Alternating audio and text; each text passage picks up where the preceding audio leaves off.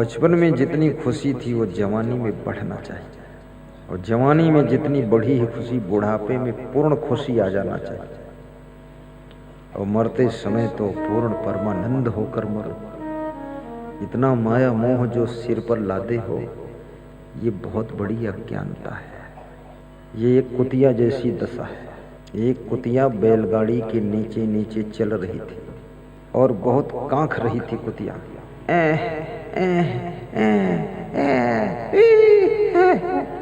तो गांव की सब कुतिया इकट्ठी हुई।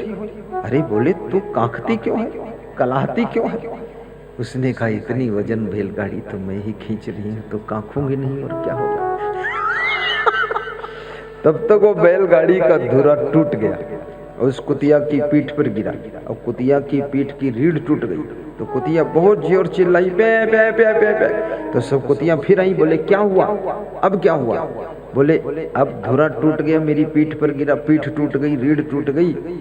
अब मुझे पता चला ये बैलगाड़ी मैं नहीं खींच रही थी, बैलगाड़ी तो बैल खींच रहे थे, मैं खाम खा कांख रही थी, ये करती थी। अब धुरा ऊपर गिरा, अब पता चला है।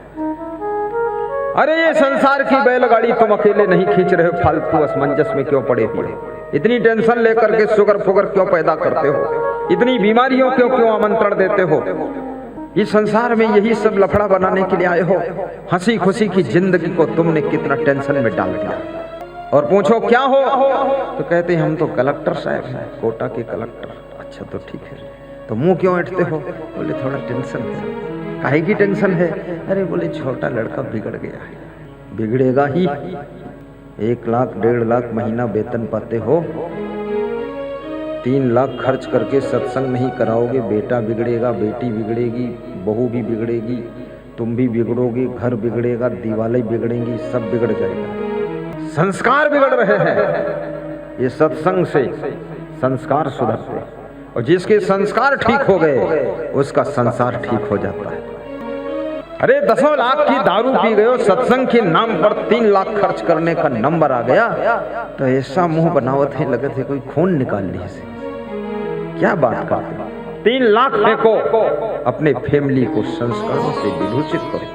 महाराजा दशरथ बहुत बुद्धिमान और विवेकवान व्यक्ति थे। गुरु वशिष्ठ को बुलाकर रोज भंडारा चलता था, रोज सत्संग होता था। विश्वामित्र आकर के रोज सत्संग सुना देते थे, आशीर्वाद देते थे, दर्शन देते थे, और उन पर खर्चा भी होता था, दक्षिणा देते थे, कपड़ा देते थे, सेवा करते थे। लेकिन जो उनके सत्संग से राम लक्ष्मण भरत शत्रुघ्न को संस्कार मिले, वो सत्संग का प्रभाव राम को भगवान बना दिया, लक्ष्मण को पूजनी बना दिया, सीता को देवी बना दिया, और भरत शत्रुघ्न को राम का भक्त बना दिया। बोलिए सतगुरुदेव की जय। हमारे घर में तो सत्संग वत्संग तो कुछ होता ही नहीं, कुछ नहीं। बस हर आदमी टीवी में फिल्म देख रहा है, कहीं मर्दाना फिल्म, कहीं जिंदा दिल फिल्म, कहीं मरी औरत के नाम से फिल्म, कहीं गिरगिट फिल्म। ये खूब देखो, फिल्मी दुनिया में तुम जुल्मी ही बनोगे। सत्संग सुनो, मोबाइल के YouTube में रोज सत्संग सुनो, बच्चों को जबरदस्ती बिठा करके सुनवाओ, रस लग जाए। जैसे जय किशन मीणा के बच्चे को, जतिन मीणा को रस लग गया। खड़े हो दोनों बाप बेटे, दोनों बाप बेटे पास पास बैठे, नहीं तो कहीं बाप बेटे पास बैठते, बेटा इधर तो बाप उधर और माँ किधर, ऐसा होता है। दोनों देख लो, उधर मुड़ जाओ। ये बच्चा, ये पास में घर है यार, बैठो बैठो। ये बच्चा बहुत सत्संग सुनता है। इसने कहा पापा गुरुजी को घर बुलाते हैं। तो जय किशन मीणा थोड़ा पुराना हो गया ना, बोला हाँ बुला लो, ठीक है, बंदगी साहब बंदगी साहब आ जाए। मैंने कहा ठीक है। फिर उन्होंने कहा कि थोड़ा मन ढीला हो गया गुरुजी, कि अरे इतने बड़े संत कैसे बुलाऊं? बोले बेटे ने कहा नहीं पापा, अगर वो बड़े संत हैं तो हम बड़े भक्त हैं, चल के निवेदन करते हैं, आएंगे जरूर। आकर निवेदन किया, उनको टाइम मिला। कल शाम को पधरौनी हुई। मेरे जीवन की जो भी छोटी छोटी आवश्यक चीजें जरूरत पड़ती, वो सारी वस्तुएं गुरुजी के चरणों में लाकर भेंट कर दिया। और बेटा इतना खुश था। मित्र यार सत्संगी रिश्तेदार सब खुश हुए। सुंदर मंडप लगाया, बैंड बाजा बजाकर स्वागत करके प्रवचन कराया रात में 7 बजे। अगर आपका बेटा किसी संत के सत्संग को श्रवण करता है तो समझ लो वो केवल पुत्र नहीं है, वो पुत्र के रूप में कोई दिव्य देवता का जन्म हुआ है। ये सत्संग सुनेगा ही नहीं इस कलयुग में। अगर आपकी बेटी सत्संग में रुचि लेती है तो समझ लेना ये केवल बेटी नहीं है, ये तुम्हारे घर की लक्ष्मी जन्म लेकर आ गई है। घर को कुछ आगे बढ़ाने के लिए आई है। इस बेटी को पीटना पाटना मत, सत्संग सुनने दो और इस बेटी को थोड़ा प्रसन्न रखना। यदि आपकी बहू सत्संग में रुचि ले रही है, तुम भी रुचि लो। आपकी पत्नी सत्संग में रुचि लेती है, सुनने दो, उसको डांटो मत। ये मत कहो पागल हो, रात दिन सत्संग सुनती हो, दिमाग खराब हो गया क्या? अरे दिमाग ठीक हुआ है। खराब तो तब था जब रात दिन फिल्म देखती थी, और जब दिमाग ठीक हुआ तो उनको लगता दिमाग खराब हुआ, और जब खराब था तो लगता था कुछ ठीक चल रहा। उल्टा सोच। आपका पति भी सत्संग में यदि इंटरेस्ट लेता है तो इसको धन्यवाद देना कि सुनते रहो सुनते रहो। मोबाइल में प्रवचन सुनो, बहुत सुख मिलेगा। सत्संगत से सुख मिलता है, जीवन का कण कण खिलता है। और सुख कहीं नहीं है, हीरो हीरोइन भी खूब आत्महत्या करते हैं।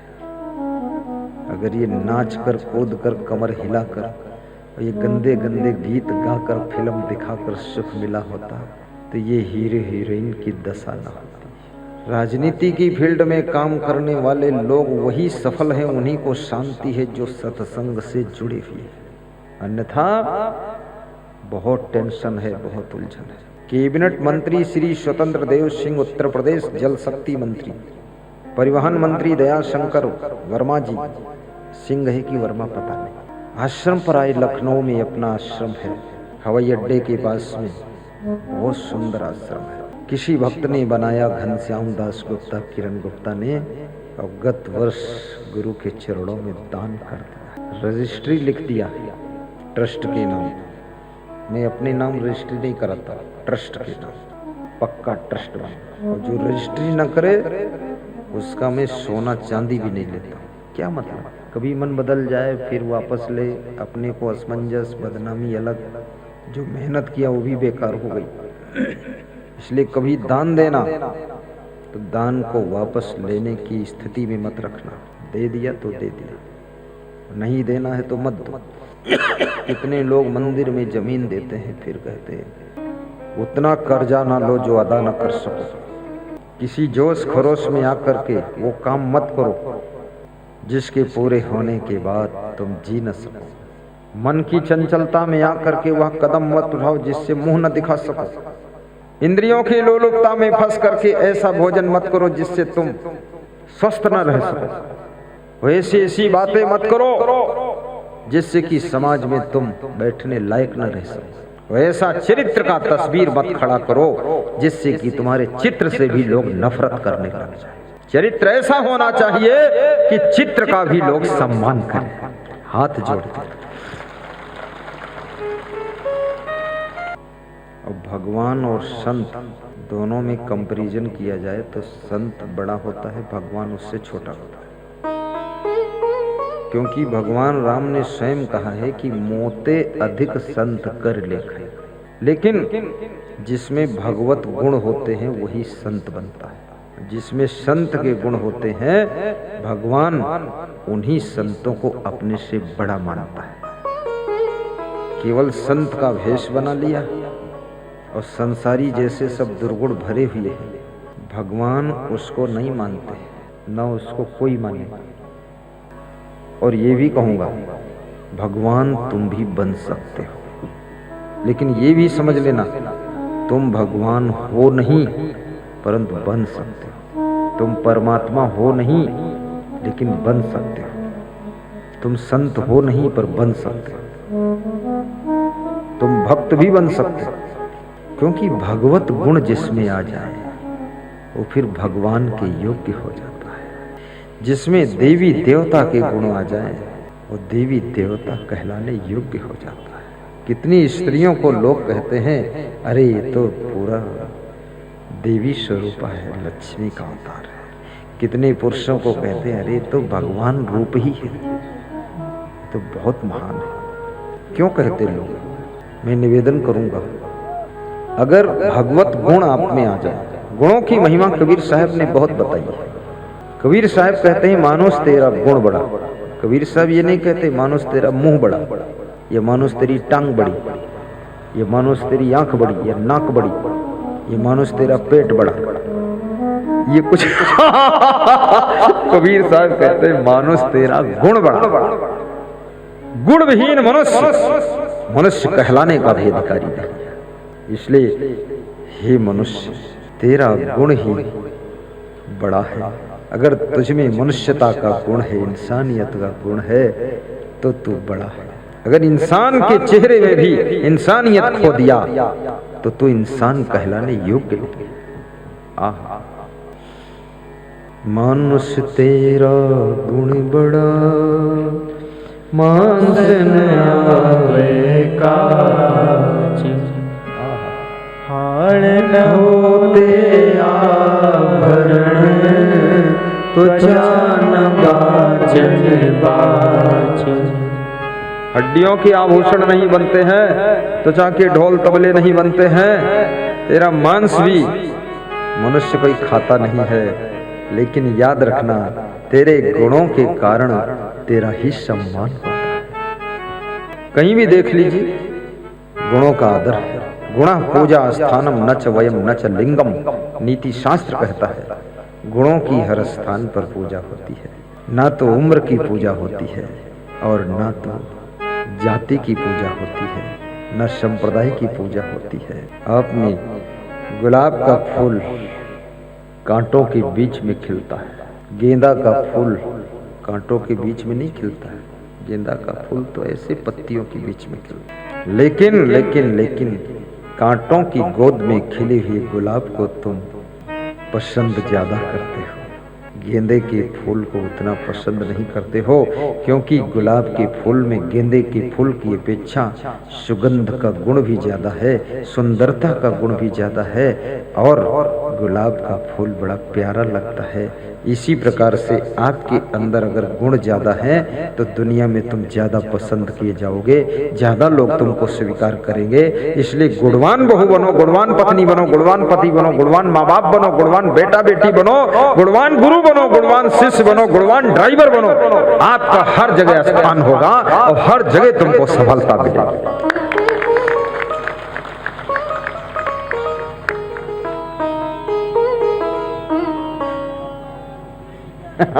नहीं, भगवान बोल सकते हो, वो तुम्हारी इच्छा है, पर मैं समाधान अपनी तरफ से कर सकता ताकि किसी बस जोर से बोलना चाहिए। वो बोलने वाला भी ऐसा लगता अधमरा ही है। हाँ, दमदारी की आवाज। देखो अभी वो बूढ़ा आदमी खड़े हुआ साहब, बोलो देखो ऐसे जय बोलना चाहिए। देखिए अभी बिल्कुल लगता बादलों में बिजली कड़क रही। बोलो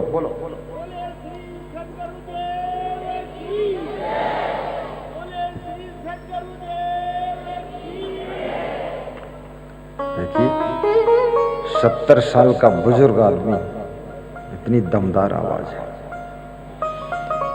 आवाज तो जो राजस्थान में है वो और कहीं नहीं है, क्योंकि राजस्थान के लोग मिर्चा खूब खाते हैं, सब गला साफ ही रहता है। बहुत राजस्थान की असली सब्जी अगर मैं खा लूं तो हॉस्पिटल में ही सुधार होगा। बहुत कठिन है यहाँ, बहुत मिर्चा। मैं किसी के घर जाता हूँ, भक्त लोग पूछते हैं क्या बनाऊं, तो हमने कहा कुछ रहने दो, फल वल ले आना मस्त। बोले नहीं, कुछ सोचते हैं कुछ खिला दो। तो मैं बताता हूँ हरी सब्जी बना देना और एक पराठा। तो बोलते हैं सब्जी में मिर्च मसाला। तो हमने कहा बिल्कुल ना के बराबर, जितना तुम डालते हो उसका बस 5वां हिस्सा, 95 हिस्सा मत डालना। बोले ठीक है। अगर तेल बताने को भूल गया तो तेल ऊपर तक भरा है, तैर रहा है, और तेल देख करके मेरा होश उड़ गया कि कल प्रवचन भी देना है और तेल में तैरूंगा तो हो गया प्रवचन। तेल कम खाया मिर्चा भी कम खाओ। मिर्चा खाने से आपके खून में वह तत्व विकसित हो जाता है जिससे क्रोध ज्यादा आता है, गुस्सा ज्यादा आता है। आज चुपके से बता दिया हूं, शाम से मिर्चा कम कर देना। तेल अधिक खाने से शरीर की सुंदरता कम हो जाती है, चेहरा बदसूरत हो जाता है, भद भद गब गब नहीं खाना है, कम कम कम कम। और दाल अधिक खाने से आपका जो लीवर है वो डैमेज हो जाता है, दाल भी बहुत मत खाना। चावल अधिक खाने से शुगर होने की संभावना बढ़ जाती है। अधिक मतलब खाना है थोड़ा मीडियम, बहुत ज्यादा नहीं लेना है। और पानी अधिक पीने से किडनी डैमेज हो जाती है। पानी भी बाल्टी भर मत पी लेना, ऊंट जैसे भर के बैठो, घूंट घूंट के पीना चाहिए, ऊंट थोड़े हैं भाई। एक साथ पानी पूरा मत पियो, आधा गिलास पियो घूंट घूंट के। भोजन भी चबा चबा कर खाओ, मुंह में रख लो, चबा चबा कर खाओ। 40% भोजन आपके मुंह में हजम हो जाता है जब उसको चबा चबा कर लार मिलाकर अंदर पहुंच जाता है। जल्दी जल्दी खाते हो तो 100% भोजन को हजम करने के लिए आंतों को मेहनत करना पड़ता है। ये छोटे छोटे फार्मूले। ससुराल में जाओ तो 5 फीट लंबी रस्सी ले जाओ, बैग में धर के जाओ, लेकिन पति को दिखाना मत, नहीं वो सोचेगा मेरा गला बांध के मारेगी रात में। सासू को भी मत दिखाना उस रस्सी को, क्या करना है। जब पति बाहर गया हो, सासू भोजन खाकर बिस्तर पर लेट गई हो, सब काम फिनिश हो गया हो, रस्सी लेकर कमरे का दरवाजा बंद कर लेना। तो क्या फांसी लगाना है? अरे नहीं नहीं, उस पर कूदना, 10-15 मिनट कूदो, कूदती रहो कूदती रहो। अब ससुराल में सबके सामने कूदना अच्छा नहीं है, लेकिन चुपके से कूदो, तुम कभी बीमार नहीं होगी। ये सब गोली, टेबलेट, इंजेक्शन, उल्टा लटका बोतल जरूरत नहीं तो शादी के बाद बेटी स्वस्थ होकर के ससुराल जाती है और 2-3 राउंड में ससुराल से बीमार होकर आती है। माँ बाप कहते हैं क्या हुआ पिंकी, क्या हुआ? अरे उर्मिला, कमला, तो उसने कहा बहुत कमाल हुआ। तो क्या हुआ? बोले कमर में दर्द है और पत्नी बनकर गई थी और 5 साल बाद हथनी बनकर लौटी। छोटी हथनी आ रही, जब चलती है तो भूकंप आता, गिर गए मर गए, सारी नाटक शुरू। इसलिए रस्सी पर कूदो। व्यायाम की बात बता रहा हूं, थोड़ा प्राणायाम 5 मिनट कर लो, ऐसे सांस खींच के नाक बंद कर लो, आंख से हवा निकल जाए, कान से निकल जाए, ऐसे व्यायाम कर लो थोड़ा, ये कर लो। ये जॉइंटों में दर्द नहीं होगा, ये हम बताते नहीं, रोज करते हैं, इसलिए भन्नाहट रहते हैं। और भोजन दाल चावल सब्जी रोटी, इससे बेस्ट कोई भोजन नहीं, सबसे टॉप का है। और सेकंड क्लास का है फिर बर्फी, पेड़ा, रसगुल्ला, गुलाब जामुन, सब सेकंड क्लास। सबसे सुंदर भोजन है, स्वास्थ्य वर्धक, साहिब बंदगी बोलो, बहुत साहिब बंदगी। कितने लोग चाहते हैं कि कुंभ कोट में भी प्रवचन होना चाहिए? हाथ उठा दो। अगले साल सबने उठा दिया। तो कुंभ कोट के प्रवचन का दूल्हा किसको बनाया जाए? क्या सब लोग चाहते हैं राजेंद्र सिसोदिया को बना दें दूल्हा? जोर से सभी लोग जय बोलो तभी वो दूल्हा बनेगा। हाँ, साहिब बंदगी बोलो, साहिब बन गए दूल्हा।